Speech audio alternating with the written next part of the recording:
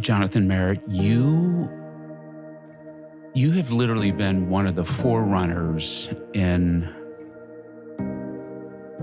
talking about faith and culture. But I was watching an interview with you where you said, I started my career picking fights. What did you mean by that?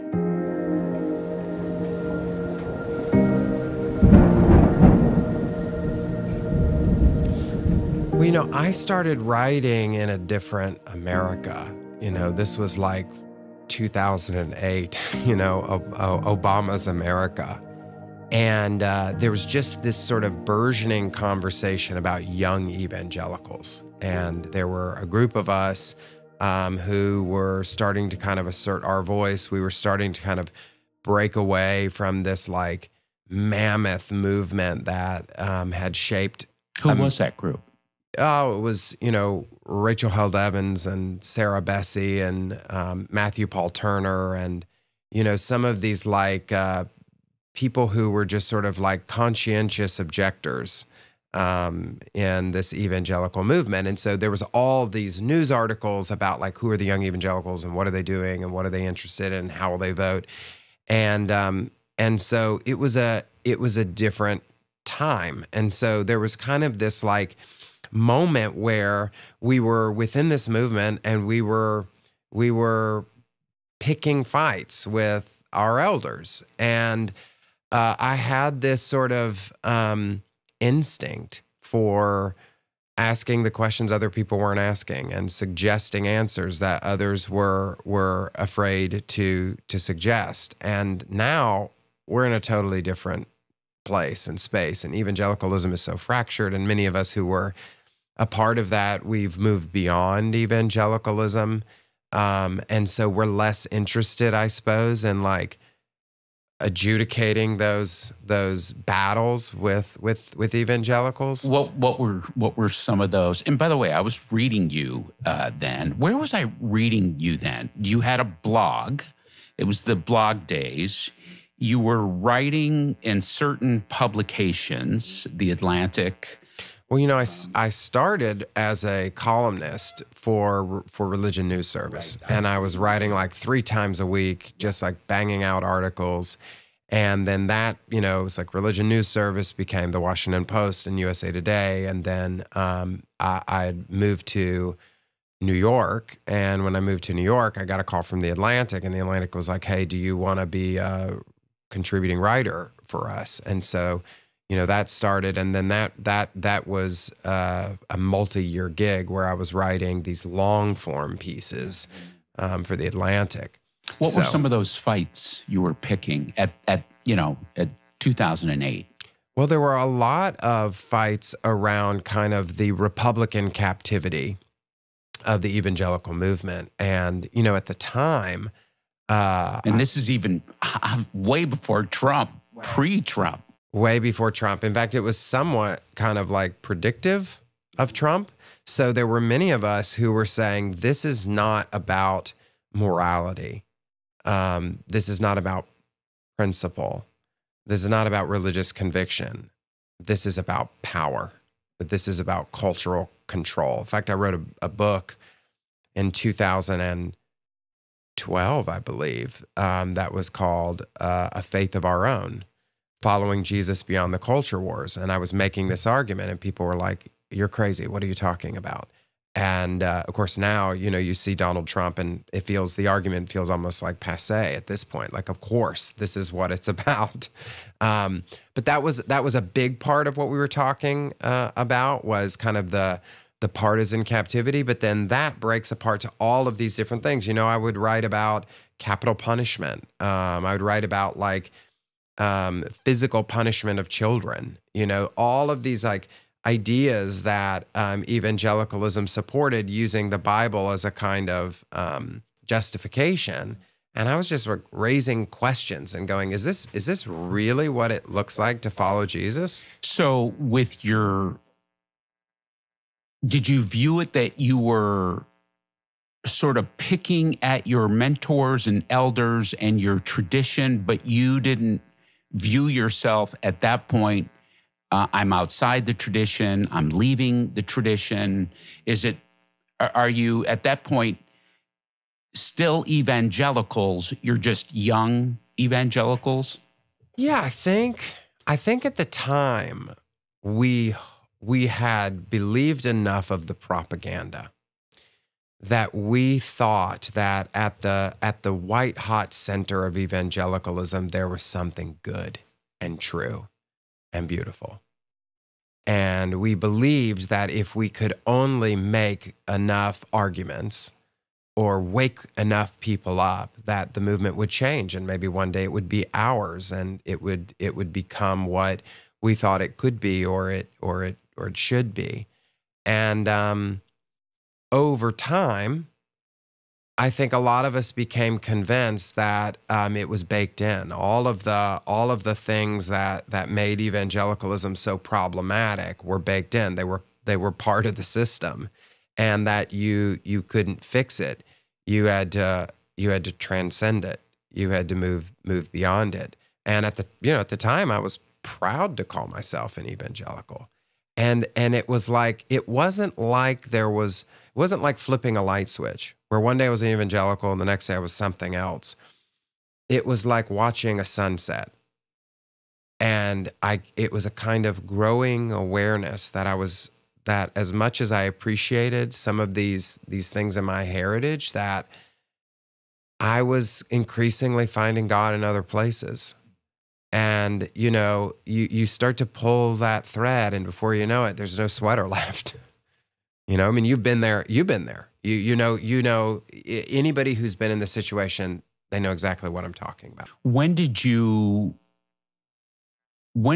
awaken and or come to the conclusion, oh, I can't change this, or it's not about changing this, or it's not about having a new or younger evangelical expression.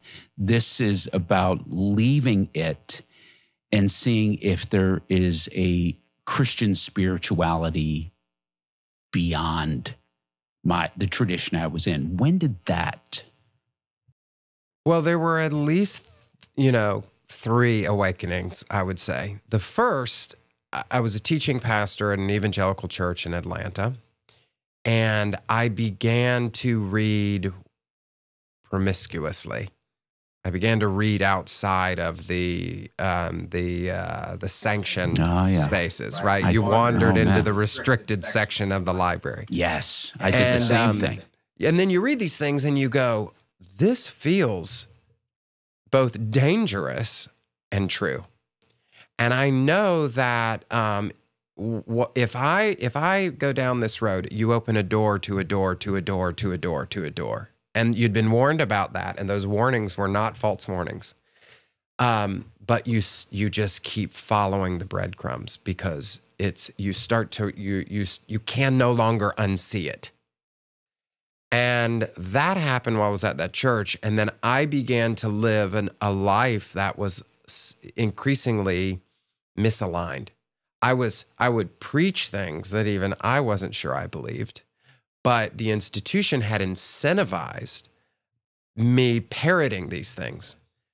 The second piece was when I was outed, and that happened in 2012. And at that point, I knew that it wasn't just about what it wasn't that what I believed was at odds with this movement. It was that who I was at odds with this movement. So if I was honest about what I believed, I couldn't stay. I wouldn't be allowed to stay. If I was honest about who I was, then I couldn't stay, and I wouldn't be allowed to stay. After that, I said, I have to get out of here. That I would never individuate, I would never differentiate, I would never be my own person if I didn't leave the South, if I didn't leave this church, if I didn't leave the sort of gravitational pull of my very evangelical family, and I moved to New York City. And in New York City, I could kind of tinker and experiment with all of these other religious traditions, which predated the one that I was a part of. And I began to see that Jesus was present there too, and that these were legitimate ways of being Christian. And so not only was I'd gone through these other two phases where I was kind of letting go, but then when my hands were free and they were open in New York, I was in a place where there was something else. I had an imagination for what it would look like to be Christian beyond that. I think a lot of people who stay in the South, this has been my experience, they let go, but there's not another expression where they live. You know, you live in rural South Carolina and you decide you can't be Southern Baptist, and you just go, well, that's what it means to be Christian. There's nothing left for me. And so they just cease to be Christian, or they cease to be spiritual. They just sort of fade into nothingness. And New York really provided all these other ways to be Christian, where within 3, 6, 8, 10 blocks or a few subway stops, I could just keep trying on these different forms of Christianity. And, you know, then I was like, I think these things fit. There are these other expressions that fit me better than those. Yeah, and we'll get to your, you being outed in such a tragic and public way. We'll get to that in a moment. But some things you said about your own process, breadcrumbs, turning over stones. You know, it's when it started to happen to me, because it starts to happen here and you start to feel it here, but you go, if I voicing it becomes very frightening. So one of the interesting things that happened to me was when it started happening, I then go, oh no, I better get more conservative. And I was thinking, maybe I ought to hang around the Gospel Coalition guys because something not good is happening. And my illustration is, it's like shingles on a house in a windy storm. Like one starts flapping, and those shingles do everything they can to stay part of the structure. But once one flies off, and you know, once I allowed one of my shingles of my evangelicalism to fly off, then they started just, you know, blowing off. You bring up the South. I have an interesting theory about the South, and it's not because I grew up in the Northeast, educated in the West and in the Northeast, but I've lived in the South now 17 years in Nashville. And by the way, when I say it's my theory, it's me licking my finger and sticking it in the air. It doesn't have any science behind it. But I have lived in some very, what you think of, liberal cities. I've lived in Los Angeles. I've lived in Seattle. I've lived in Austin. I've lived in Denver, Boulder. And when I was an evangelical minister in those cities, I found that the conservatives in these liberal cities, the conservatives batten down the hatches. The conservatives are super conservative because the mean lion and the devil is all around us. So I found in these liberal cities, the conservatives are super conservative theologically, and there's no movement. When I got to the South was like, been there, done that.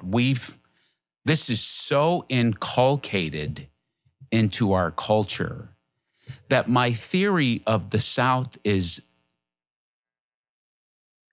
the irony of Southern evangelical Christianity is that progressive Christianity may actually flourish in the South quicker than what you think of these liberal cities. Because when liberals hear of a liberal Christianity, do you think they're more attracted than to a liberal, like a liberal in New York? Liberal spiritually, liberal politically, just when they hear of a more generous orthodoxy, are they now suddenly attracted to that? In the South, I find they are. Mm-hmm. I think that what you're right. I think what you're saying is that there are a couple of things in the South. One, there's kind of there's a more there's a bent toward religious practice. People have been raised that way, and so they want to keep doing that, right? There are plenty of people that are like, I'm a Sunday morning girl. Like, I like to be at church, right? I like to do this thing. And they want to find something that aligns with that. Whereas a lot of people in the North are like, I think it's great that this church has a pride float, but it's not something, it's not necessarily an important rhythm of their life. And so I think religious practice being ingrained and central helps. And then there's also what you're talking about is kind of the contrast, that you're a part of something that's unique and different and exciting, because a liberal expression of Christianity in the South sticks out. It feels weird and interesting. You feel like you're really a part of something, rather than, the conversations that you might have in a liberal church in New York. Well, you're probably having those same conversations throughout the week with your coworkers and your friends and your family members, and you're overhearing those things at coffee shops. It just has like a Jesus overlay. Yeah, or the person you're talking with at work, you're having the same conversation apart from the God thing. Yeah, that's right. Yeah. And I think in the South, like you can go to these liberal Christian spaces to experience something you're really not experiencing at other times. And so it incentivizes belonging to those spaces, or it creates a unique opportunity. I think you're exactly right. There is a unique opportunity. Funny story, when we moved to Nashville, we were house shopping and we were looking at, house after house after house. So we're looking at this one house, and we're taking a tour with the realtor, and there's these double doors in the living room, just weird double doors. And I said to the realtor, I go, what are those double doors there in the living room? And she goes, oh, that's the Baptist bar. And then she goes over to the doors and opens it up, and it's a full-on wet bar, stocked with alcohol and liquor. And I had never heard, I go, Baptist bar, what's a Baptist bar? And then she goes on to say, oh, it's part of their lives. But they then shut the door so no one sees it. Is that the kind of life you grew up in? Is that sort of ish? Sort of, except I was raised by like a true believer. Like I think my dad's probably like an Enneagram 1. Like there was, we were strict moralists, but the people in our church were people like that, right? Like when they were hanging out with us and our family, they were very pietistic, but then like I knew their kids, right? And so they lived a little bit more pragmatically, but our family was never pragmatic. I mean, it was principle down to the wire. So very, very much about sort of rules and boundaries, and we kept kosher, so to speak. And that was just the way that it was for us. So not in our family, but yes, in the culture. And then in your own coming of age, as inevitably our faith moves from a borrowed faith to our own ownership, in your own coming of age, especially in those years, teenage years, were you, because there's also a sincerity to your household. It might be a kind of belief you no longer hold to, but as you were talking about your father, I mean, he is fully committed to that. In your own coming of age, did you start to, as you were with those friends, start to wonder, question? One of the marks of a certain kind of evangelicalism is a cultural separatism.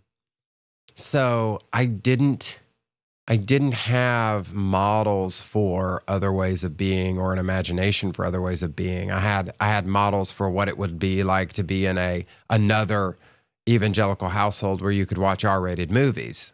right? Or be in another evangelical household where the dad drank, an old fashioned at night or something. But that's a slightly different version of the same kind of thing. It's not a different thing.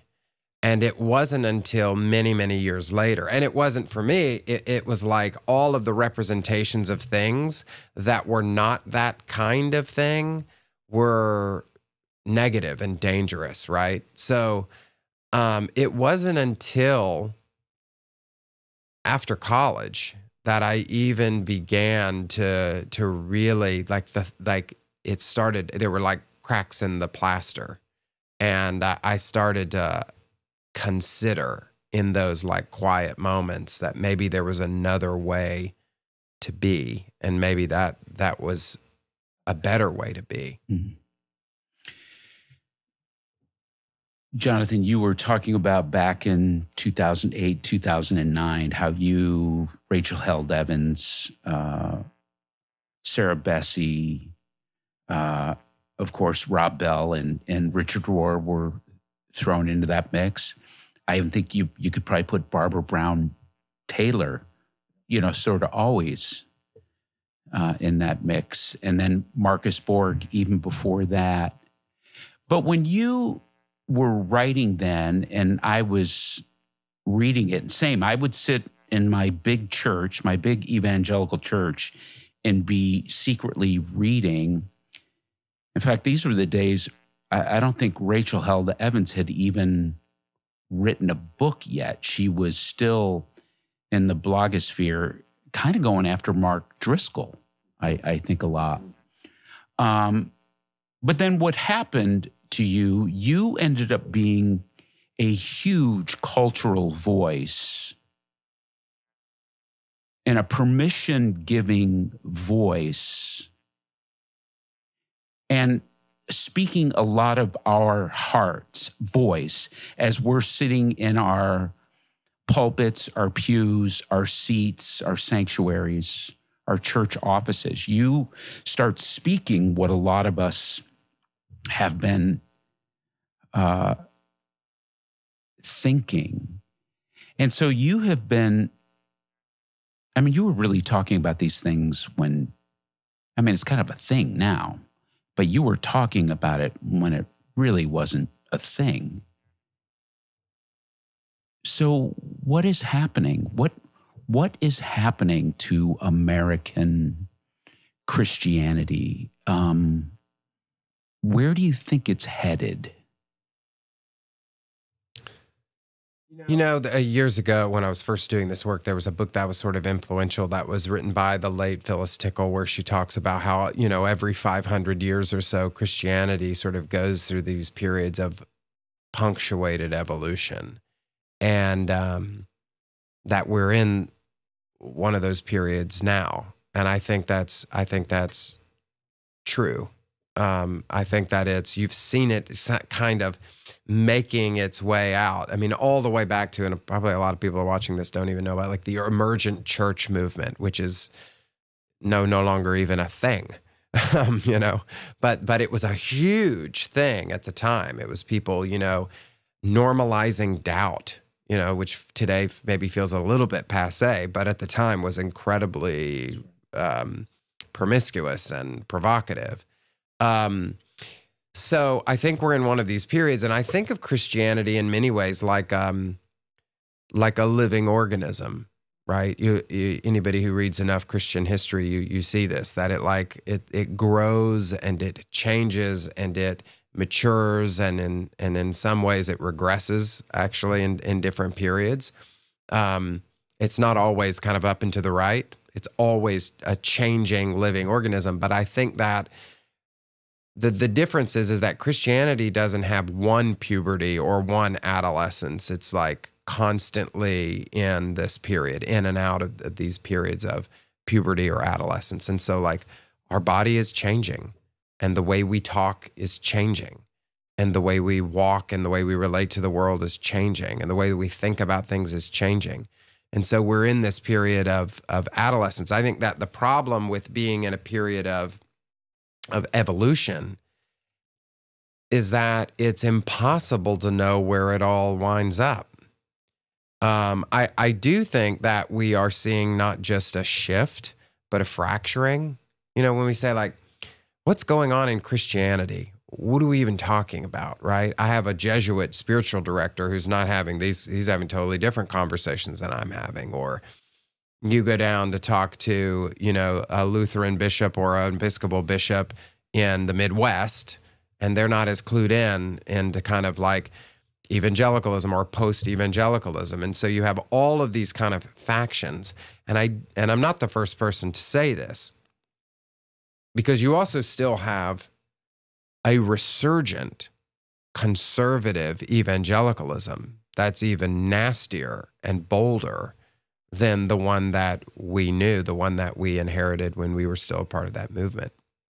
And that coexists alongside these forms. So it'd be really nice if we could talk about the thing we're doing is the future, right? Which we hope in many ways it is the future, because we think it's better and it's more inclusive. It's got a wider embrace, makes space for more people. It doesn't tolerate things like racism and transphobia and homophobia and misogyny, or at least it attempts to move beyond those things. But I do think that we're moving into a time, again, this is not unique to me, where it's increasingly unhelpful to talk about Christianity, and we have to talk about Christianities. That these are not the same thing. They're using the same language, they're telling some of the same stories, but there are times where I watch so-called Christians on TV and I go, they're not doing what I'm doing. They're not practicing what I'm practicing. It sounds the same, as there's some of the same languages there, some of the same architecture seems to be in place, but it is fundamentally a different thing. It's not just like, well, we come from the same place and we have the same assumptions, but we end up with some different conclusions. We're not even starting in the same place. I know of the book. I have not read the book, but I think there's a professor at Baylor who in the last year and a half wrote a book.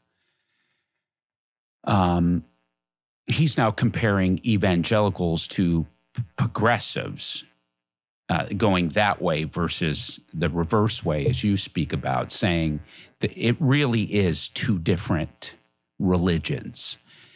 And to your point where you say it's evolving, it's always been evolving, which I totally agree with. And then you also referring to Phyllis Tickle's thesis that we go through these 500-year shifts, or shifts every 500 years. So do you think what we're going through is just an evolutionary step, like moving from 1950s Christianity to the Jesus movement, which is just an updated form of the same faith? Or is this a complete shift, a complete, really Protestant overhaul, like more Reformation oriented? Is it we're just growing and this is our next coming of age growth? Or, oh no, there's a major shift happening? I think there's a major shift happening, and I actually think it feels to us like we're in the middle of it. I don't think we're in the middle of it. I think that... where do you think we are? At the beginning of it? I think we're in the prelude. I don't know that you and I will even be around to see the actual the advancement, the real evolution. I mean, AI.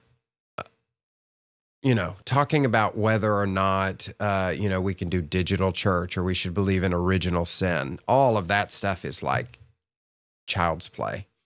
When we are now like living in augmented forms of reality and the kinds of things that will be brought on, we're teetering on potentially like global economic disruptions and the kinds of things that are going to happen. Potentially, if we're in late stage capitalism, what is the thing that comes after capitalism? And how, so much of Christianity, even what we call Christianity, is enculturated by and informed by capitalism.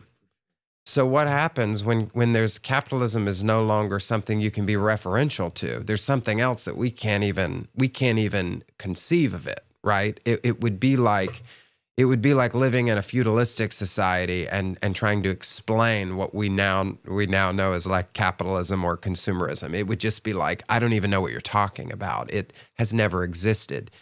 We're going to move into these new forms of ways of being human and ways of organizing human society. And religion will, if it's going to exist, the Christian faith is going to have to be something altogether different. But right now, I think what you have is a kind of, it's like a meat tenderizer. It's like softening it up for what is it's going to need to have a flexibility, an ability to change that it didn't have in the mid-20th century, particularly in these fundamentalist forms. But it will need that kind of fluidity or flexibility to survive in whatever is coming. And it's not here yet, right? We all kind of see the storm cloud, right? That there's this thing coming and it's going to be massively disruptive. In fact, I have conversations with people. They'll often say, I'm glad I will be dead when. Because they feel the disruption is going to be so intense that you're almost fearful of it because you wonder if you can survive it. And so I believe that. I'm not trying to be sort of alarmist, right? But like we have no idea how some of these things will change us. You watch these videos where when for all of human history, there was like something called boredom. And now, boredom, you would have to work to find that. It's constant overstimulation. That's the default state. Boredom was the default state. So you had room for things like imagination. Now, the default state of human existence, thanks to technology, is totally different. And it's going to create a different being. Human in that world is not the same. It's a different kind of being. Right? And so these are just huge, huge shifts that most Christians who are just sort of like having doctrinal fights and these little theological food fights, they're missing it. I think it's going to be massive, a massive shift. Yeah, and I agree. And when you talk about, when you gave your illustration about boredom, you wonder if this technological age that we're in ends up it doesn't really stay external. It ends up being part of the evolutionary process of human existence. It's another way human beings will evolve as well. Again, I won't take us all the way down this rabbit trail. But it's like nobody's even paying attention to the fact that we're living in an age where it's not just possible, but probable that there are extraterrestrial life forms.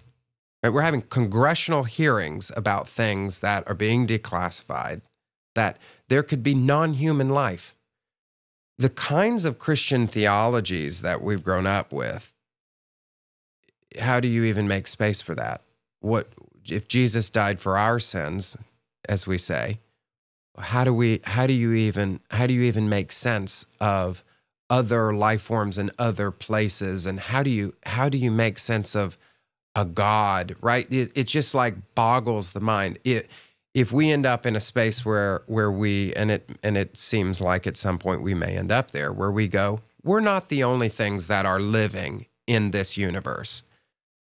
Christian theology, it's like half of it. You just tear half the book, throw it out the window. So those kinds of disruptions, it's not like Calvinism versus Arminianism. That will be so ridiculously passé. We'll be so far beyond that conversation that the people who are having that, they're not even going to be prepared for what's coming. So it's these kinds of massive mind shifts, I think, they're on the horizon, and we don't know which one's going to fall first. That's right. Mind shift would be one way to say it. Mind is a whole other kind of way to say it. Right. And this is where I'm at too, because I've often said it's bigger than the cultural issues we're warring over. That's not being dismissive of cultural issues. I think we need to talk about Christian spirituality and gay inclusion, trans inclusion, women's reproductive rights, the death penalty, education, black incarceration. These are and other. So I'm not dismissing these cultural issues. They are important and they do help awaken us. But I think, to your point, I think the shift we're seeing in Christianity is so far bigger than that. And a little slight I'll take towards my own progressive movement. I think there are some that still only want just a more generous and more liberal, accepting evangelicalism, a more accepting version of the Bible, but they still want supernatural biblicism. I think the shift is so far bigger than that. So where do you think, then where does evangelicalism end up in the 21st century? And I'll give this comment and then answer it. And it's the same question I asked Brian McLaren, but looking back to the Reformation, one could say, well, how did Catholicism do after the Reformation? You could go, it did just fine. Protestantism exploded hugely, but Catholicism did just fine. So with this shift, where do you think evangelicalism ends? How does it fare in the 21st century? Well, I think that I'm old enough and have been doing this kind of work long enough that I've seen the many predictions of the death of evangelicalism. I mean, if there was a religion journalist who didn't write an evangelicalism is dead or evangelicalism is dying article, then what were they doing, right? That was like, all right, and like, here we are, and here it is, and the religion right is dying, the religion right is the past, and like, religious right is the past, and now you look at it and it's like, it's as strong and as active as it's ever been. I think in times of profound uncertainty and in profound disruption and profound change, fundamentalism is quite attractive. It feels like it's a solid ground you can stand on, and it says this is right and this is wrong, and go here and don't go here, and this kind of, it sells certainty and categories and order in a time when you have uncertainty and disorder, and that feels sort of intolerable. It addresses our fears. So I don't see evangelicalism going away. I do think that access to information now, where it used to be you could put a child in Christian school and you take them to church 3 days a week, and you don't let them play with the neighbor's kids. And you don't let them read the dangerous books. And when they go to college, they go to a Christian college, and they're already married before they leave. And then they're back in the church, and they've joined the same, cult. You could do that, and you could create these insulated systems to some degree. You can't do that anymore. The digital age has made that impossible. The second that a child gets a phone, or the second that a child goes to a school with the internet, if they want to stumble across answers to questions they shouldn't be asking, they can do that. And so evangelicalism, I think, had an ability through creating a kind of insular monoculture that in, say, the 1970s, it could kind of keep its borders secure. And it can't do that as effectively anymore. So it has to do it by selling you, right? It has to sell you certainty, order, those kinds of things. It can't do it by trapping you inside its walls. And so you're always going to have defectors. I don't think it can ever corner the market like we kind of thought like it might. And when you're looking at what was going on in the 70s and the 80s and the rise of televangelism and the birth of Christian colleges and the rise of the religious right and the Reagan Revolution, all of these things were happening. And Time Magazine declaring the year of the evangelical. And there was a time where it looked like evangelicalism would be ascendant, like it would just squash everything else, that, mainline Protestantism was going the way of the buggy whip and evangelicalism was going to be the way of being Christian. That feels like fantasy now because the walls of the movement are so porous. And you're always going to have people that are going to call BS. They're going to be told X, Y, and Z. And they're going to go out and do their homework, and they're going to realize A, B, and C is actually true, and X, Y, and Z is mythology. And so you'll always have defectors, but I think it will continue to coexist alongside it because there are some people, they'll go and read A, B, C, and it's just too scary. They'd rather stay inside. I have people all the time that'll say, have you thought about this or have you thought about this? And they go, I don't let myself think about that. Because if I start to think about that, like, how can I even live? How can I even sleep at night? And it's like Plato's cave. Like some people, they're like, I'm going to just hang out right here with the shadows. Totally. I don't want to go outside. I had a good friend who was one of the board members of the last church I worked at before Sparrow Day, which was an evangelical church. And he was actually integral in helping our new progressive church launch. He was key to it. And he was there for about a year. And then he left. And but he's a good friend, so it warranted a deep conversation. And I said his name, and I said, why are you, you've been so key to launching this whole thing. Why are you leaving? And this is what he said to me. He goes, David, there isn't anything you now teach from the pulpit or the direction this kind of Christian spirituality is moving.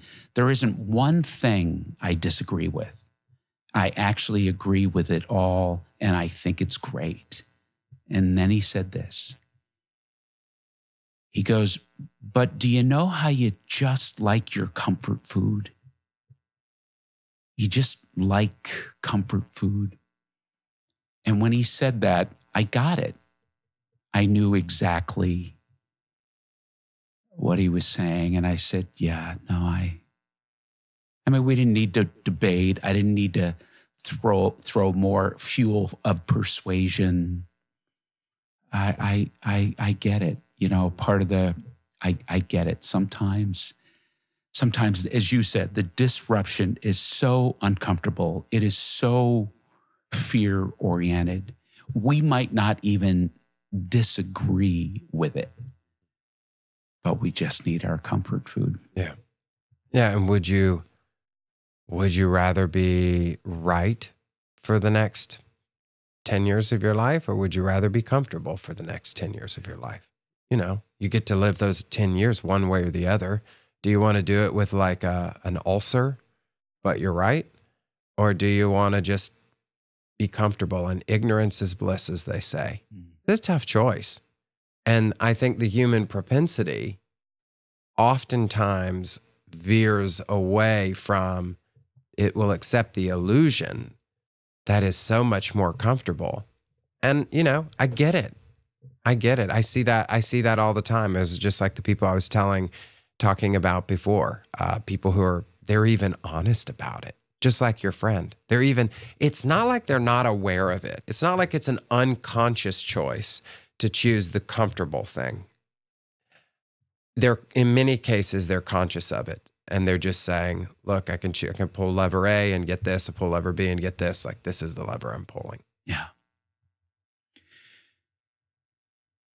Jonathan, you and I have chosen to stay in it. Right. We're not evangelicals anymore. But for me, my Christian spirituality is still important to me. What are some of those things you're glad that Christian spirituality is moving away from? And what are maybe, since you and I have chosen to stay in it, what are some of those things that even in the shift, in the evolving, are there some things you go, oh no, don't lose that. No, don't lose that. So what are you glad we're moving away from? What do you maybe hope we don't leave? Well, I'll go in reverse. Where I'm not like a lot of my friends, my progressive friends, is that I'm actually more Christian maybe than I've ever been. There was a period of time where I kind of was like, I was sort of experimenting with kind of generic spirituality, right? And I was like code switching, and this is like a lot of my friends in New York, right? They talk about source and the universe, and there's this kind of depersonalized, nondescript spirituality. It's very unoffensive. It's very capacious, so you can have a conversation. Everybody just insert your own deity here.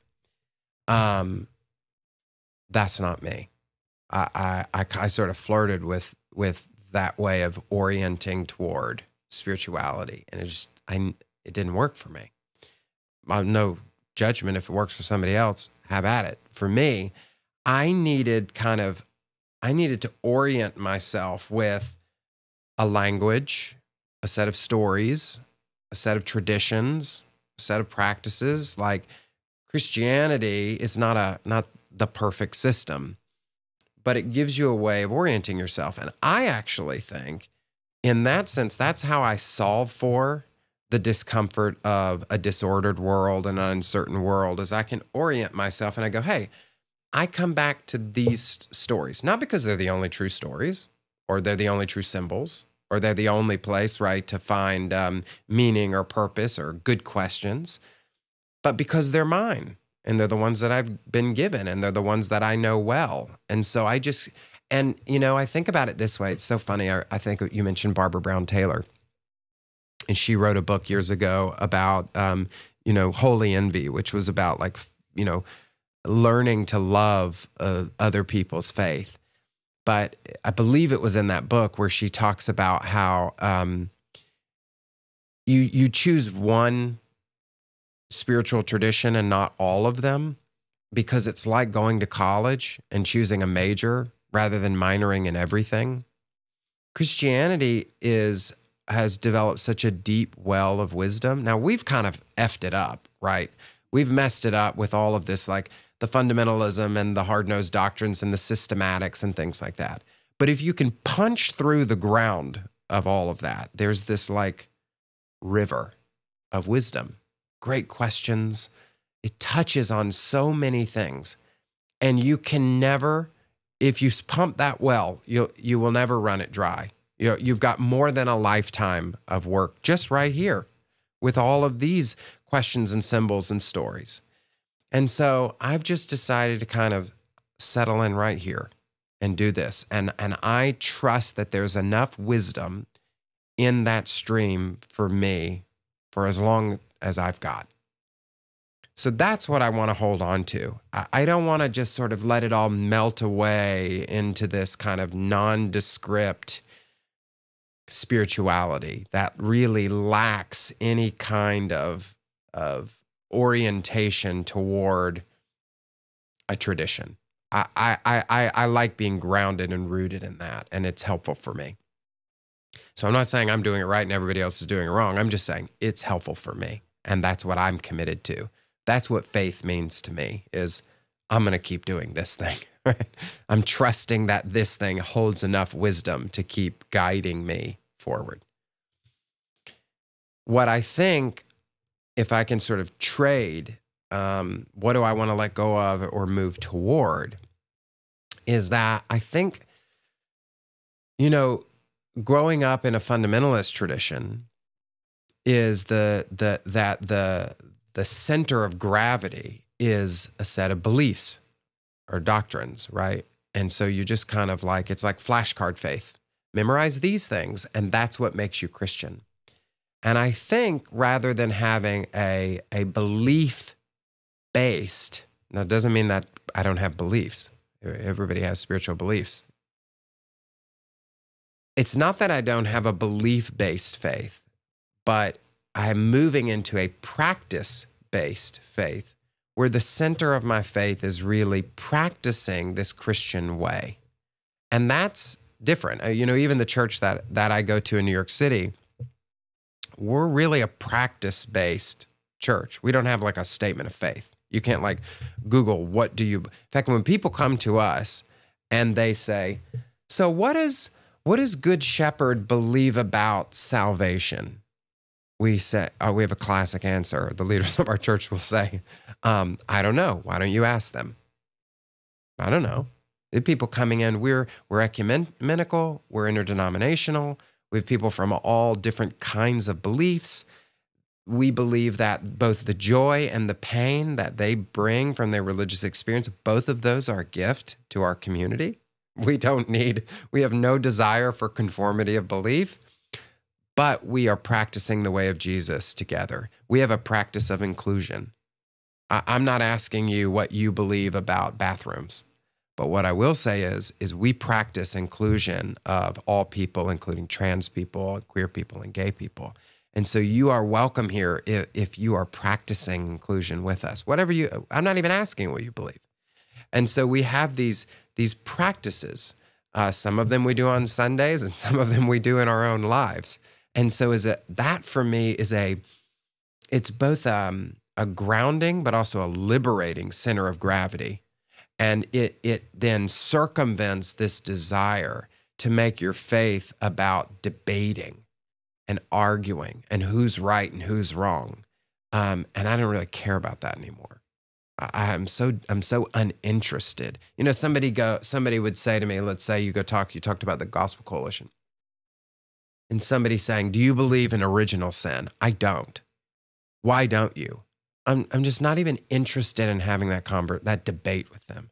I don't even care. I don't care what they believe. I care if their beliefs hurt people.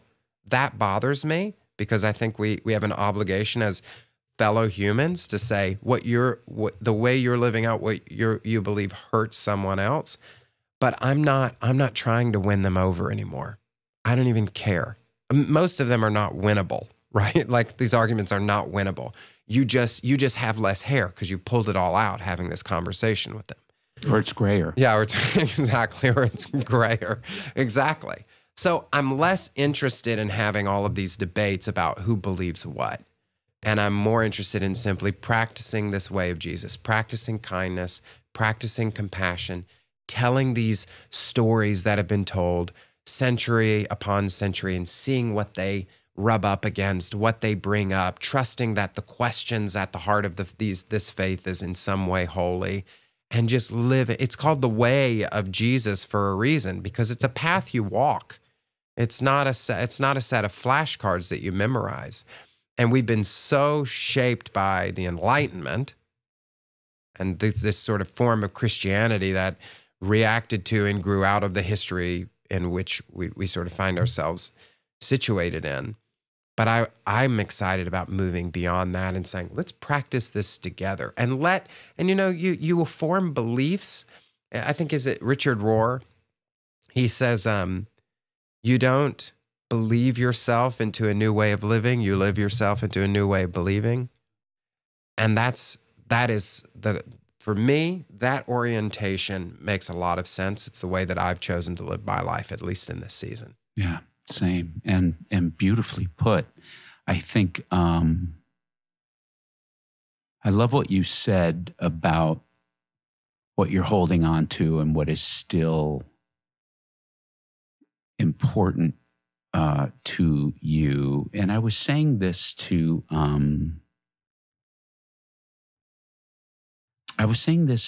either Gushy or McLaren. One of my best friends here in town is a Reformed Jewish rabbi. And I no longer have to convert him to Jesus. By the way, it's exhausting having to save the world. It is just exhausting. Even having a decisional salvation is part of a narrative is exhausting. But anyway, when we sit together, he tells me about his Judaism, and it takes me deeper into my Christianity. He sits and asks me questions about my Christian spirituality, and he tells me it takes him deeper into his Judaism. So here are two people attempting to have an expression to the divine in a language, back to your Barbara Brown Taylor, in a language that I speak. And for me, Christian spirituality, not American evangelicalism, but Christian spirituality is still a wonderful language for me to express my existential connection to the divine. And when I'm with my Jewish friend, he tells me about his. And yeah, it just allows me to either learn from him, certainly, but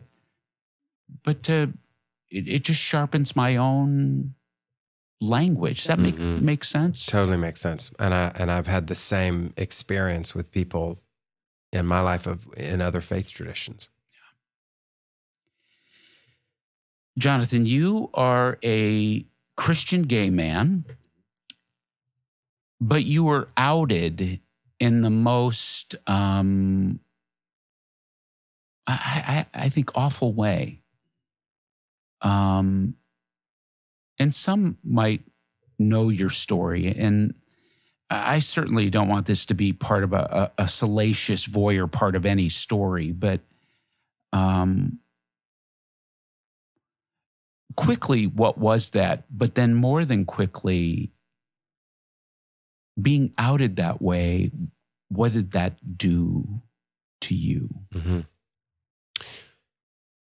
Well, there's a kind of cultural script about what it means to come out that many people, when it happens to you, you sort of map your life onto it because that's what people expect. And so it's a liberation narrative. Even if you're outed, this horrible thing set me free. And that's true. That is the truth, but it's not the whole truth, so help me God. There's another truth that lives alongside that truth, which is that, we've talked a lot as in our personal conversations about storytelling, and it relates to this because outing is an act of stealing. You're not stealing somebody's car or somebody's spouse, but you're stealing somebody's story. And then you're telling that story without their permission, and then it shapes the way that that story is told because everybody tells stories in their own ways. And that is so violating and it's so disempowering, especially when, like in my case, the person who outed me did it in the media. And so it was like, a megaphone. It wasn't just that it impacted my personal life, but I had people like, I had an ex-girlfriend at the time whose parents read it in the Washington Post. And, they said, isn't this, they were going through Flipboard. There was an app, I don't know if it's still around, called Flipboard, that used to like aggregate news, and they were going through it, and they said, hey, isn't this your ex-boyfriend? And then she's calling me because she's having this, and her parents are right there, and I'm having to have this conversation, and I wasn't able to tell that story in the way that story should have been told if I was going to tell that story to them. Instead, I'm having to like re-narrate what somebody else has done. And I cannot tell you what that feels like, to have like the most sensitive details of who you are before you're ready, before you've even kind of put the pieces together fully. I was almost there, but not there. And somebody else has done it, and then they've done it in a kind of fragmented, twisted way. How has that affected me? Has it liberated me? Sure. How has it also affected me? You become so hesitant to tell your story to anyone, the sensitive details of your story, not just about your sexuality, but about anything. And I think that, and it's kind of an ongoing conversation that I have with my spiritual director, with my therapist, with myself, is like my default position, and it was this way before, but if I had come out in a more normal process, you can move in from a place of secrets and protection and hiding to a place of real vulnerability and trust and authenticity. Instead, I sort of got locked in where I said, this is why you don't trust people with your story. This is sort of the soundtrack, right? This is the moral of the story as my unconscious kind of processed it. And so when I start to share who I am with who I really am, or what I really have experienced with someone, I can feel anxiety. It's like my body starts to like vibrate. You're talking now, you still experience the reverberation of... Oh yeah. And I have it peel. I have layers. Like I will give you a great example. I've been working kind of quietly on a television show concept with, and there are parts of this TV show concept, even though it's based on intellectual property, that is not about me. I put pieces of my life into this. And as we were going out and having conversations with partners, I was having panic attacks.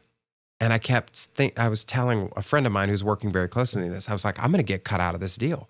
I'm going to get cut out of this deal. And she's going, where do you get this idea? And my therapist said to me, we're talking about this, and it was like the light bulb came on, and she said, you're always thinking someone's going to steal your story. I was like, holy cow. And I'm on the verge of shipwrecking a business deal out of an irrational fear. I had no idea where it had come from. And so it's like whack-a-mole.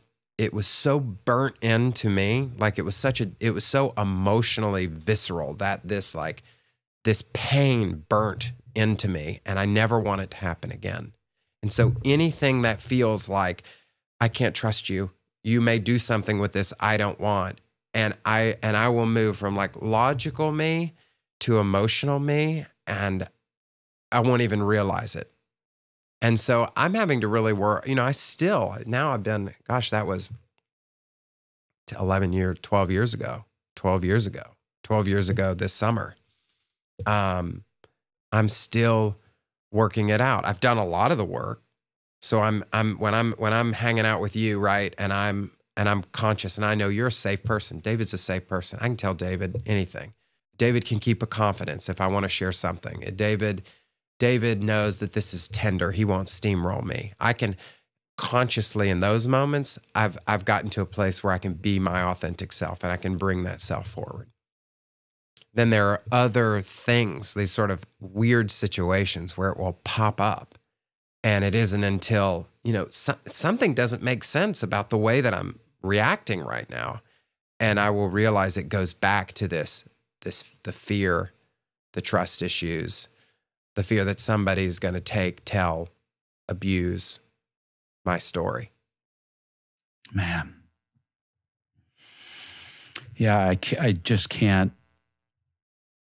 I can't imagine that, especially your outing was juxtaposed to this whole evangelical system we've been talking about. Were you suicidal? Did you get suicidal? Well, you know, I had been prior to this years ago. And I won't say, you know, there's like, we use this big word like suicidal or suicidal thoughts. And there are like, you know, different layers or levels of that. I wasn't thinking I'm going to go outside and do this thing this way and that'll be the end. I didn't, that was not where I was. Thank God. I was lucky because I went out and did a very intensive multi-week therapy program in Colorado where I would go multi-hours a day with this unbelievably gentle therapist who helped me really come quickly to a place of self-understanding, and it was a gift. You know, I have fear for people who experience what I experienced that don't have the privilege or the resources to do something like that.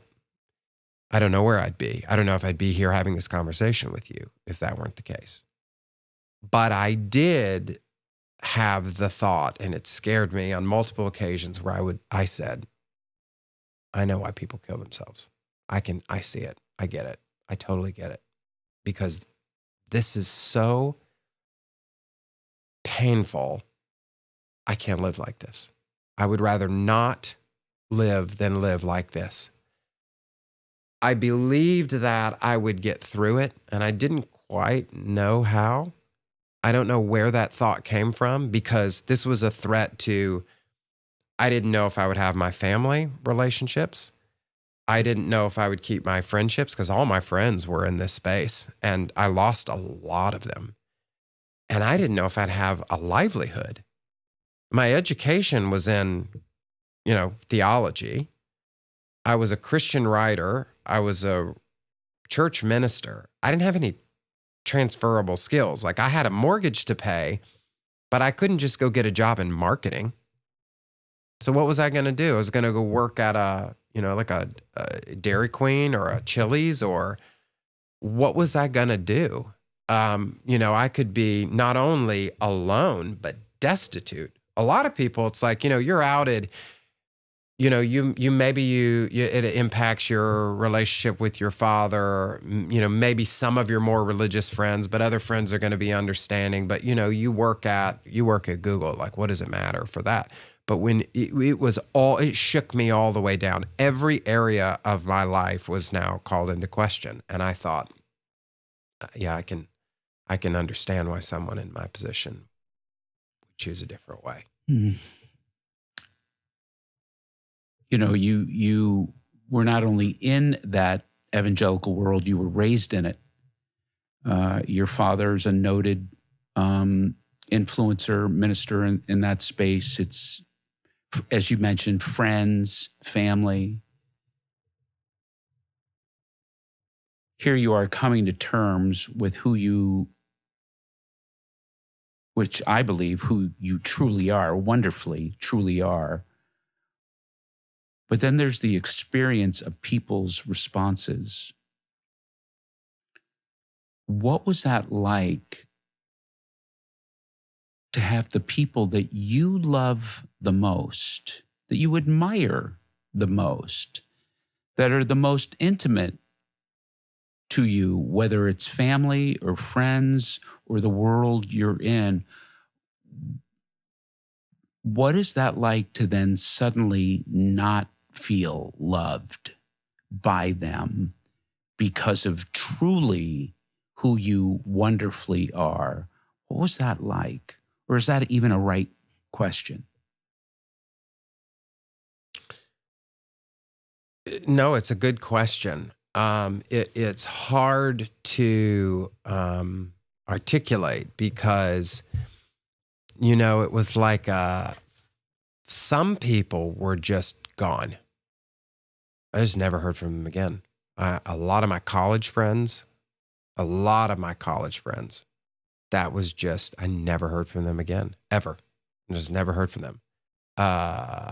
Some people decided they wanted to have an opinion about me on social media, but they never reached out to me. And like, I knew them. I'd been in their homes. They'd been in my home. There was a guy who lives not far from where we are right now, who's a very influential Christian that was almost like a older brother figure to me, who I didn't hear from for like years. And actually, years later, invited me out to lunch and said, "Hey, I just am weirded out by you. And I don't know what to do with that." And that lunch didn't end well, by the way. I was going to say, we don't really interact. I was going to say, what do you do when someone says, "I just got to be honest with you, you kind of weird me out"? Well, that's what an awful thing to say to somebody. Well, and you appreciate the honesty on the one hand, but you're also wondering, what am I doing at this lunch? How do I get out of here? Please tell me this person picked up the lunch. Please tell me you didn't purchase the lunch. This is so funny you say this because it ended so poorly that they left, got up and just left. And I paid the check that day. That was the ultimate part of that story. So it is hard. It's hard to like describe, like, what does that feel like? Because you have, in the midst of like the loss of self and the loss of identity and the loss of work. I lost a lot of work. I mean, if I had been, this is a weird thing to say out loud, and maybe I shouldn't, but I will. If I were straight, I'd be very wealthy and successful right now because I was on a rocket ride. I was writing a book every 2 years. I was speaking at all the big conferences. Every book outsold the one before it. I was being invited everywhere. I ended up going the path of journalism, but I could have gone the path of Christian celebrity. I had been reached, several huge churches had reached out to me to say, "Hey, would you ever consider coming here as a teaching pastor?" There's no telling where I would be. And now it's a gift, right? Because I was on the verge of being imprisoned in that world. And you know as well as I do, once you get so far into that world, most people don't get out of it. You're lucky. I'm lucky. That's right. We got out. Most people don't get out. They take the blue pill, right? They're just like, that's it. They don't get out. So there is a gift to that, but there was a lot of loss. And which there was grief. When you say the word loss, there's a lot of grief, fear. Yeah, there's a lot of grief, and there was a lot of fear. I think it took me a while to get to the grief stage. For many months, it was shock. I was in total shock. I remember I would be like laying in my bed watching infomercials because I just needed not to think. And I'd be laying in my bed watching infomercials, and I would look at the clock, and it had been hours. I mean, hours. And you're watching or I'd watch QVC. They're selling like blenders because my brain was in so much pain. It was so tired, and I couldn't sleep. And then I had cried myself out, I couldn't cry anymore. I was too exhausted. I didn't want to go to sleep because if I went to sleep, I knew that next thing I would do is wake up, and then you have to then it's another day, and the day sucked. And so I'd be laying in my bed, and I'd just be watching infomercials for hours and hours and hours on end. That's how I sort of coped with it, And who are you going to text? Can't text anybody. Nobody understands it. Did anybody you love show anger? When you were outed and now a story becomes salacious, did anybody react with anger? Yes. It's funny. Two groups of people reacted with anger. Ex-girlfriends. Because, I spent my 20s thinking, I'm not gay. I can't be gay. What would this even mean? I just haven't met the right woman yet. So I dated beautiful, intelligent, talented, wonderful women. And I would take it as far as I could take it relationally till I just knew it wouldn't work. And then I'd break up, and often without really giving them a very good answer, because we were great friends. We had, in some ways, we had wonderful relationships. And they, understandably, had a lot of pain from heartbreak and confusion. And then when they read these stories or hear what is true, they felt deeply hurt. There was one in particular that we had spent years together, and both she and her family were convinced she was marrying the pastor's son, right? And they put all their hopes and dreams on this working out, and then it didn't. And I think she felt like, you wasted years of my life because you were living a lie, and your lie impacted me. And she's not wrong. Because when we force people to live lies, they're not the only people who get hurt. Lots of people get hurt. And so that's not wrong, right? And maybe her exporting her anger to me was not the best decision, but her experiencing anger makes a lot of sense to me. Spend 3 or 4 years with someone who is telling you things that aren't true, is saying they feel things that they don't feel. And as a result of the things they're saying, which are lies, you're making decisions about how you're going to spend your one and precious life that are not best for you. And so this is complex and complicated. It's a lot, though, man. That's a lot. I mean, for you to, that's a lot. It's a lot because now it is becoming, it's not just about you, and you're having to process, what do you even say? I'm sorry. Sorry's not good enough. Sorry's not going to give you 3 years of your life back. Nobody's going to give me the 29 years I wasted in other ways. We're all in this place where we can't get back the things that we've lost, and we can't make better the things that we've messed up. So what do you do with that? You cannot fix, it's broken into so many pieces, you can't fix it. So somebody brings you all of these shards, and all you can do is shake your head and look and feel bad about it. So that compounded it. So ex-girlfriends were mad. What other group was then mad? Then the other group is my best friends. The people that still to this day, we're close, we're friends. They were upset because they said, you couldn't trust me with this? You couldn't trust, you've been able to tell me anything. You've done things wrong all the time, and you've broken rules, and you've done things that get you in trouble, and you've always come to me and you've told me. I've told you everything, and you were holding this back. So then suddenly they began to think, maybe we're not as good of friends as I thought we were.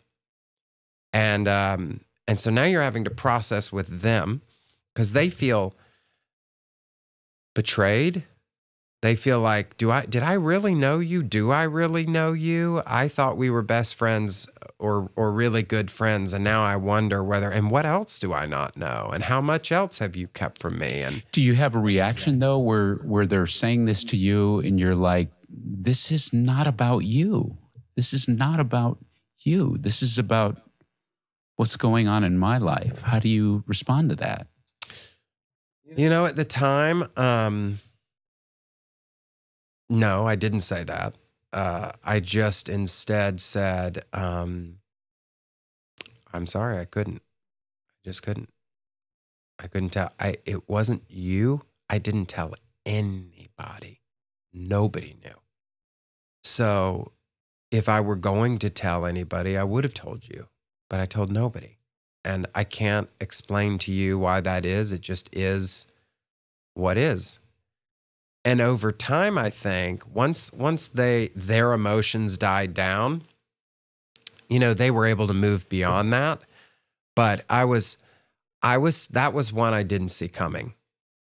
That was one I didn't see coming. People feeling betrayed by the fact that they weren't told. This happened, 11, 12 years ago? 2012. And I think right around then, the person who outed you was also public as to why they outed you. Have you ever had a conversation with that person since? No. At the time, that person was they had been in the Christian world, and they were trying to sort of make a name for themselves as a kind of gay activist, gay Christian activist. And at that time, today there's some space for that. There wasn't space for that at the time. So they weren't successful doing that. And I think in some ways they thought, this is how I'll do it. Right? This is sort of like unhealthy Enneagram 3 behavior. I know it because I'm an Enneagram 3, and it's like a mirror. I can see my own propensity to tolerate other people's pain if it advances my own status, right? If I'm being unhealthy, that's the kind of behavior I'm given to. And I think I was in an unhealthy place. I think this person was in an unhealthy place. They were acting in unhealth. I had been acting in unhealth. And it didn't work. But, I'll tell you, it was so funny because the morning I got up, I went in and my Google alerts, I said, bing, you've got a Google alert. And the title was Jonathan Merritt, Come Out. And I was like, shit.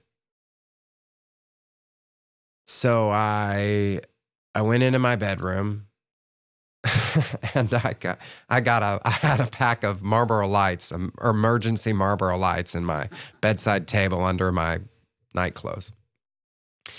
And I walked out to my back porch and I smoked 2 cigarettes real slow. And I said, these are the last moments of the life that I've known. When I walk back in there, when these cigarettes are done, this is ground zero. This is a new life. This is Jonathan Merritt 2.0. I have no idea if that's going to be the most terrible life or the most wonderful life, but everything I have known is over. It's over. Game over. If this ever happened to anybody else, the day you feared worse than anything else has come. It is here. And everything else, you're going to step off this cliff and you have no idea what's coming. But what you do know is that everything else now is prologue. It doesn't exist. I didn't know if that house would exist. I didn't know if I'd lose my house. I didn't know what my life would be, but I knew my life was over. The life that I'd known was over. And so I walked back inside, and first thing I did was I texted this person, no response. Called this person, no response. It wasn't like this person said, hey, I feel like you should come out, and if you don't come out, I'm going to out you. If that had happened, I'd have started having conversations, right? It just popped up on the internet. So I walked back inside and I started making phone calls, and I started, pushing the boulder up the hill. Never heard back from this guy. And then I'm out in Colorado 2 months later, and I'm in the middle of therapy, and I get a call from an unknown number, New York. It's a producer from Nightline. And this guy has reached out to Nightline because, it hadn't worked out for him so well. He wasn't exactly a hero because outing is not exactly an accepted practice, and even in the gay community, it's pretty pretty frowned upon. And I wasn't like an anti-gay writer or a congressman who had anti-gay bills. Like I was a progressive writer at the time. So, you know, it had backfired. So he decided he would call Nightline and propose kind of a rehabilitation tour, right? He would rehabilitate his public image. And so he told this producer he was now sorry that he had done this and that he wanted to reconcile with me. He didn't reach out to me, but he wanted to reconcile with me, and they wanted to film it. They wanted to film this story of post-outing reconciliation. Would I be interested? And of course, I was not interested. I'm in the middle of a 2-week intensive therapy, and I just said, you know, I'll pass. No, it's not going to happen. And that was the last time I had any connection, even through a mediator. You know, he still sort of does things in this world somewhat, but not much. And we don't interact. We've never interacted. He's never called me. I've never called him. And, you know, I'm in a place now where I'm not angry. So I don't have any crosswords to say to this person, but we also just don't have anything to talk about. You know, it's like the guy who bullied you in 7th grade. Would you want to have coffee with that guy, or would you want to get a phone? No, I don't want to have. I'm not mad at him, but like, what do I have to say to him? So we haven't spoken, and I don't think that we probably ever will. Yeah. No, thanks for telling that part of your story.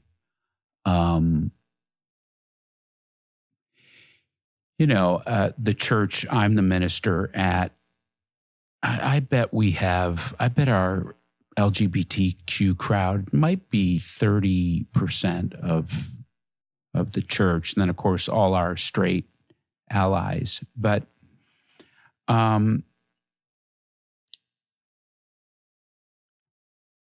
you know Stan Mitchell, right? You know who Stan Mitchell is. So Stan was telling me that in the last 40 or so months, he has done 25 funerals of LGBTQ people, all suicides. And I guess my question is, Jonathan, back to our old evangelical community that is still making sexuality,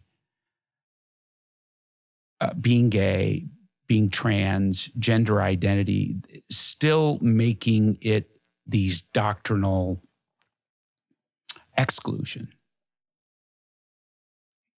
And it's actually having an effect on, I mean, it's an understatement. It's actually jeopardizing the lives of people. So I guess my question is to you, or your thoughts on our old community as the evangelical apologists attempt to theologically give reason why traditional marriage or traditional romance is the only way of God. Why is it that they don't deal with this other thing? Why do they remain obtuse, in denial about something that a therapist in our church has said that they are complicit to? They are complicit and responsible for literally the death of people. Why is that? Why is it that they don't deal with that? Well, in some ways, you know, the question almost answers itself. Like, there's a reason they don't deal with it. Many evangelicals aren't even aware of those statistics. They're not aware of those statistics because when they talk about these issues, that's not part of the conversation. They are, you know, I mean, let's say that some evangelical person is watching or listening to this. how many sermons have you heard about homosexuality, and how many of them have cited statistics or told stories about the suicide rates in LGBTQ communities? How many of them have said that if you are in a religious community, you are exponentially more likely to kill yourself once you come out? You're exponentially more likely to experience anxiety or depression when you come out if you exist in these communities. Most people would say, I've never heard that before. Nobody's ever told me that. And there's a reason they don't tell you that. There are lots of things you don't get told when you're in evangelicalism, right? And information, you're told to fear going out and investigating some of these things, right? Like the devil's going to use it as like a tool to cast doubt on your faith or something. And so you don't hear them. You have certain sources of authority who speak to you about these issues, and those sources of authority, they may know them, but they're not telling them. And there's a reason why. Because you're then forced to reckon with complicity. So that it sort of, answers itself. But then what about the people who do know these statistics? Because they're readily available. We talked about the porous nature of the evangelical community now, right? You have an iPhone, you can see these things. They exist. You read a news article, they may be cited. And, it's that there's also a logic in place or a kind of reaction that happens where these statistics become, it's like circular reasoning. These statistics prove where homosexuality will take you, right? This is what happens. It will end in depression and anxiety and death. And so the problem for them is not religion. It's not evangelicalism. It's not judgmentalism and condemnation and stringent morality and all of this stuff. It's that this is what it's, classic victim shaming, right? So it becomes proof that they're right rather than an indictment that they're wrong. And so it's like you can't break the logic down. Yeah, yeah. Can I just even read some of these statistics? Mm-hmm. Yeah, sure.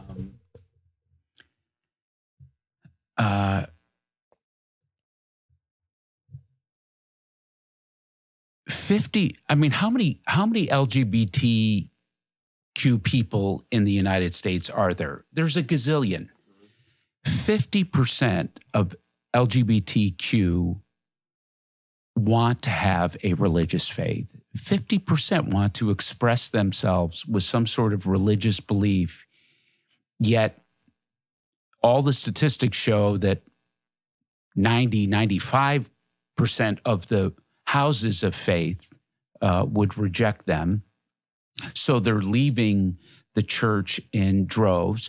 Research shows that religious faith, as you said, actually turns out to be detrimental to a gay person's mental health and raises their risk of suicide significantly. And here's a scary thing, and their own parents are not helping.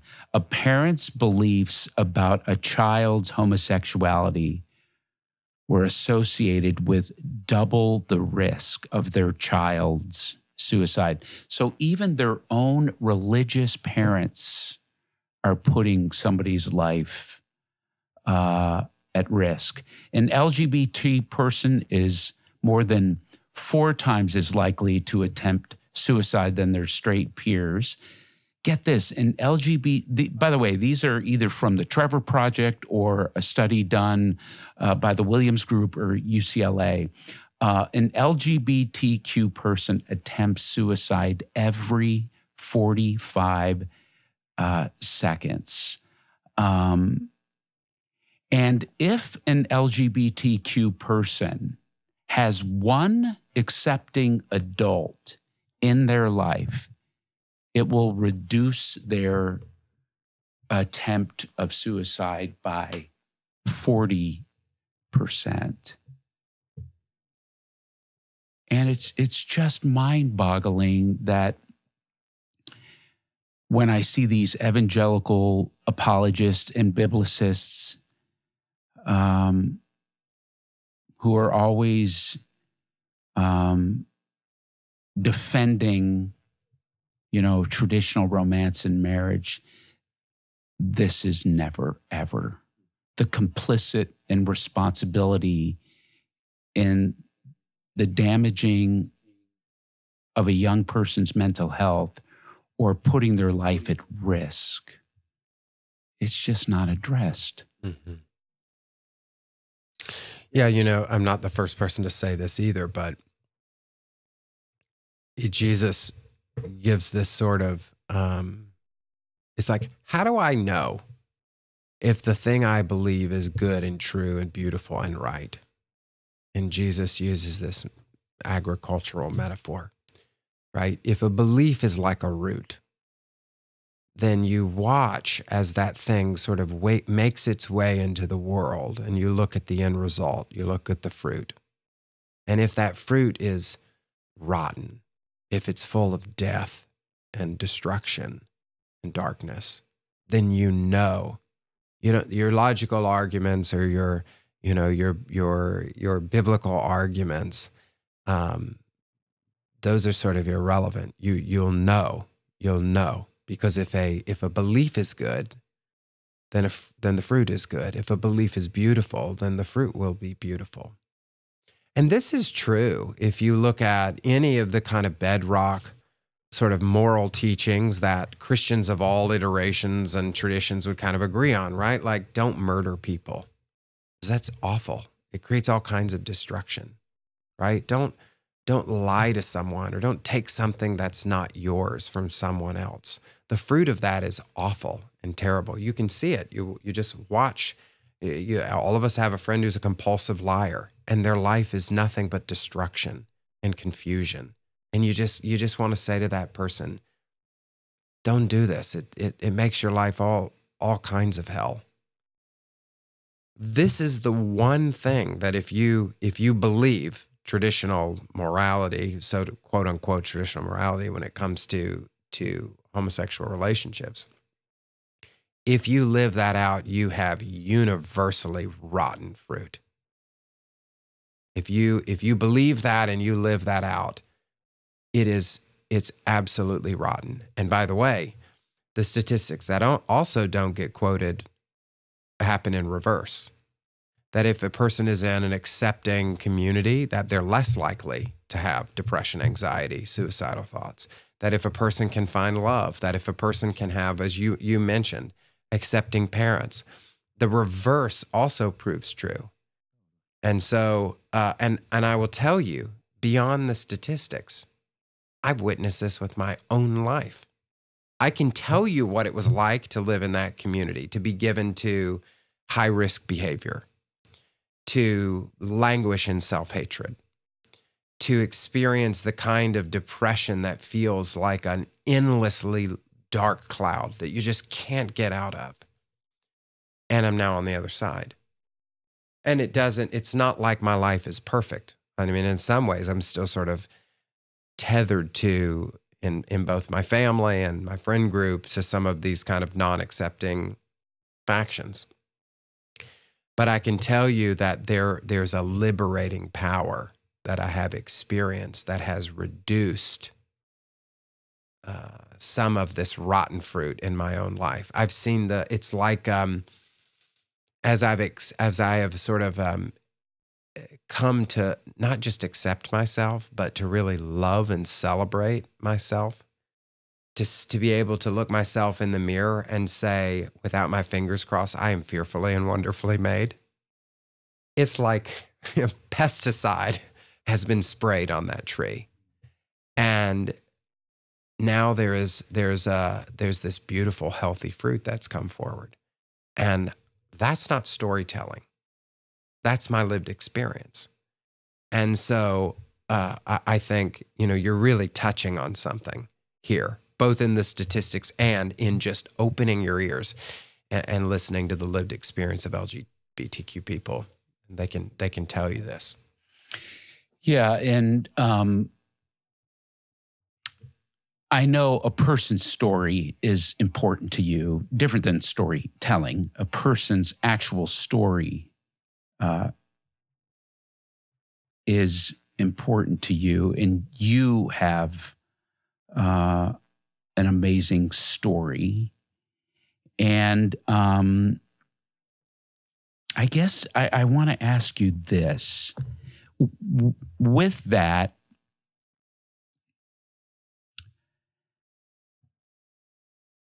with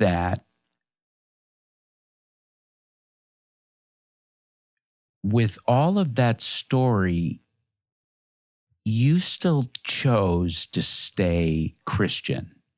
And you talked a little bit before why.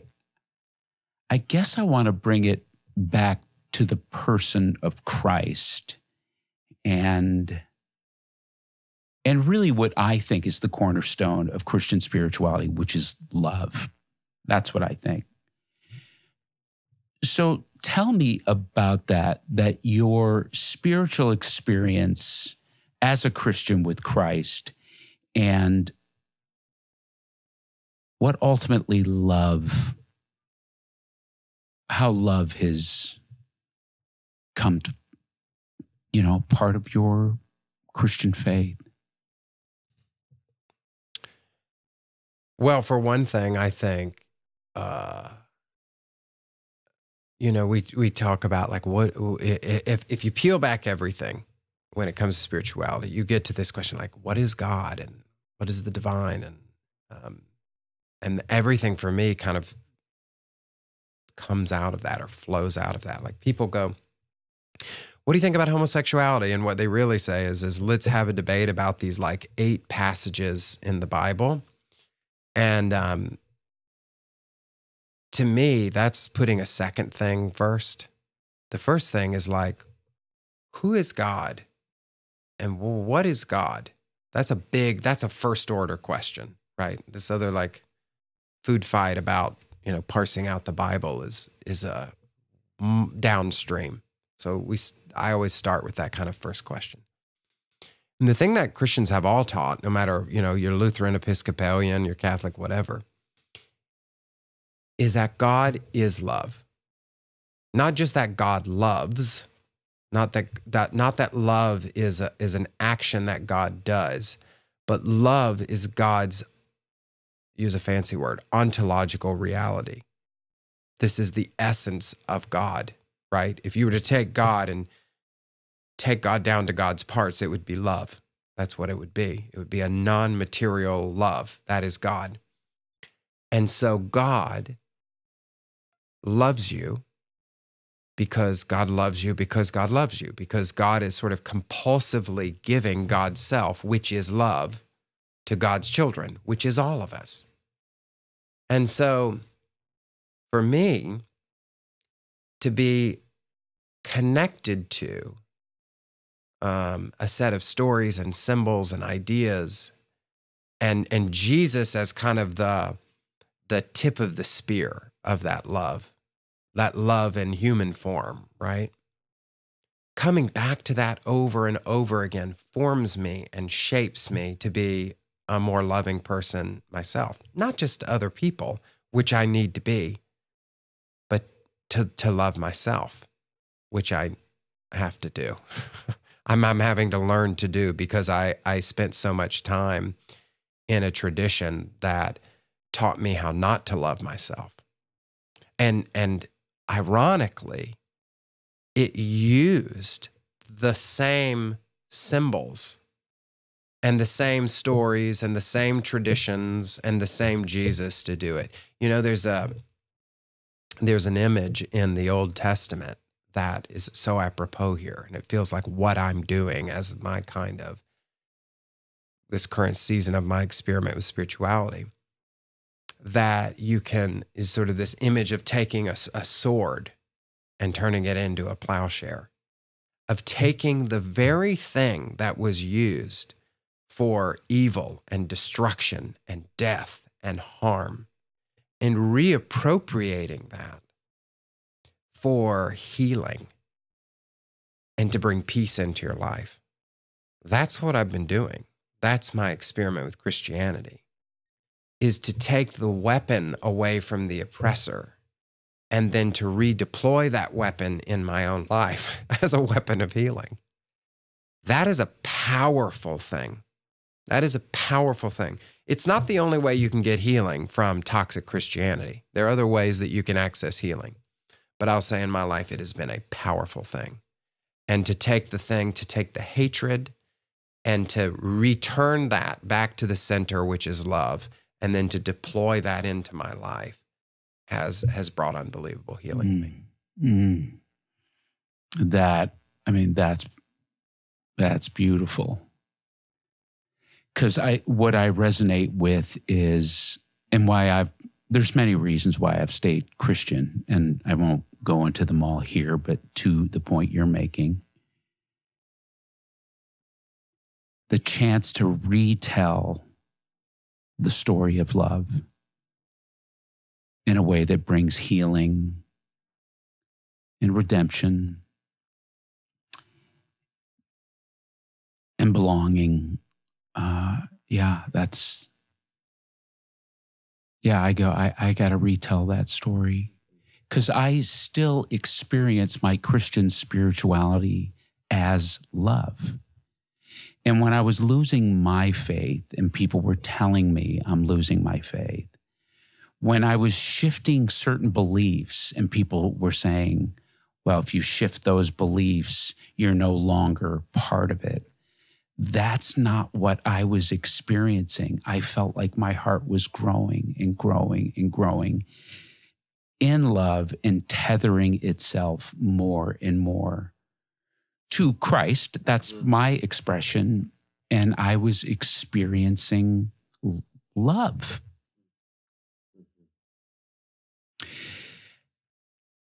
Well, you're a well-published author, but you have a new book coming out that is really also about love. It's a story of love, and it's a first for you. You're about to publish a children's book called My Gunkle and Me. So yeah, it's an awesome title. So tell us about this love story. Tell us when we'll see this book, what the book is about, and really why it was important for you to tell this story, and specifically, Jonathan, tell this story to children. Mm-hmm. Well, we've talked about having come out, moving to New York, and then discovering the possibilities for integrating with family, which is something I didn't have an imagination for. What does it mean to be a gay person and also to have a seat at the table with a family, a prize seat at a table, a special seat, a celebrated seat. And, I came to live with a group of families during COVID, and they invited me in. And I was this kind of fantastic figure, this gunkle figure in their kids' lives. And it was wonderful. And for a long time, I had been wanting to write my story of sort of coming to embrace myself and what that had meant. And I was trying to write it for adults. And I was finding it really difficult and fraught. And there's a quote by Madison Lingle where she says, you have to write the book that wants to be written. And if that book is too difficult for adults, write it for children. So as I thought about this, I thought, well, I can go and write this book and then promote it for the next 2 years, which will basically be debating my own worth and value and story with a bunch of adults, most of whom are unconvertible. Or I can write a book of love and inclusion, and I can tell a story about a kid who's struggling, whose gunkle shows him the power of accepting your uniqueness and your difference as a gift and not as a liability. And I can do that with children who will one day become adults, who are more loving and kind and inclusive, who will create a world that's more loving and kind and inclusive.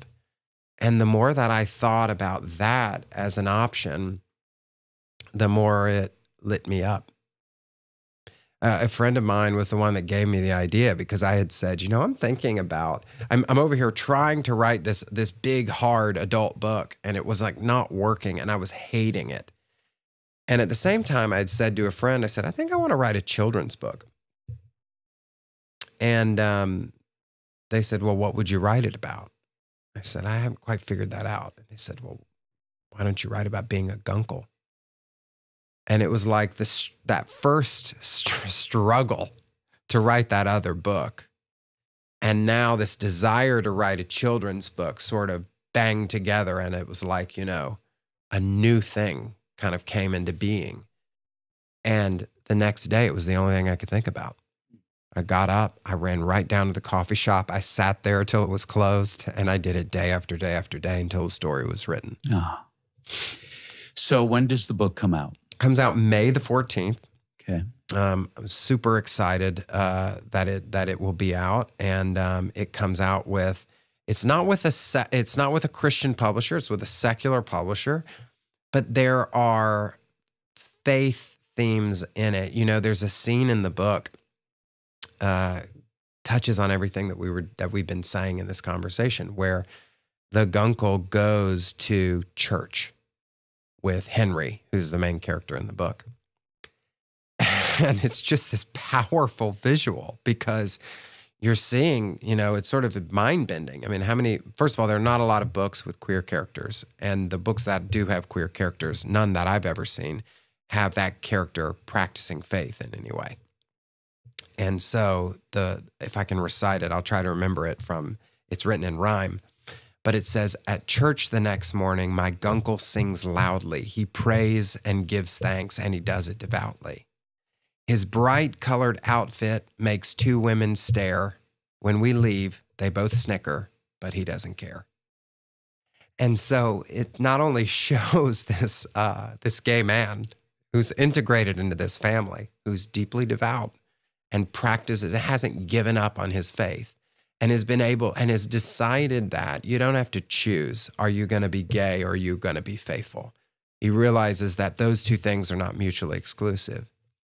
But it's also really honest about the fact that even within these communities, these spiritual and religious communities, these communities of faith, there still is a lot of misunderstanding and judgmentalism and condemnation. And that there's a resilience that this person has developed to rise above that and be faithful anyway. And Henry, watching this, has a model for how to live his own life. And so I hope that, I get a little emotional talking about it, but I hope that kids, gay, straight, whatever they are, will catch a vision for that when they read this book. No. I can tell the emotion is, no, it's real. It's coming from who you are. So the book will be available, but it is available now for pre-order, and people can buy the book wherever fine books are sold, Amazon, Target, Barnes & Noble. That's right. And I know pre-ordering the book only helps this kind of story of love get out in bigger ways. Yeah, because it's so risky, these stories can be really risky for retailers. That's why I love people who are buying from Target, especially, like buying from a retailer even more than Amazon. Although if you want to buy from Amazon, great, buy from Amazon. Because retailers well, if I put this on the shelves, I may get some complaints. There may be picketers. Somebody may boycott me. Somebody may send me a nasty email. So why take the risk? Just put Good Night Moon on the shelves and everybody's happy. But these are exactly the types of stories that we need to tell if we want to build the kind of world that we hope to see. And the only way that we can do that to convince retailers that it's worth the risk is by pre-ordering these books in large numbers so that they go, oh, there's a market for this. And so that's what I'm really hoping people will do, is that they will support this. And by the way, this is a book for children of all ages. I have friends who are adults that have seen early copies, and they're going, I need to read this book over and over and over again. So I always say, if you believe that these types of stories should exist, go out, buy it for you, buy it for your children, buy it for your stepchildren, your neighbor's children, your godchildren, friends you know who have children, or the children inside of you. Well, I'll put all the information up, as well as there is a QR code that people can point their camera phone to, and it'll take them right to pre-order. So I'll put that up. And full disclosure, you're also a friend, and so you're a kind and loving and spiritual person, and I'm so grateful that you are my friend. Jonathan Merritt, thank you. Thank you for your story, telling it, and thank you for being on this podcast. Oh, pleasure is all mine. Thank you.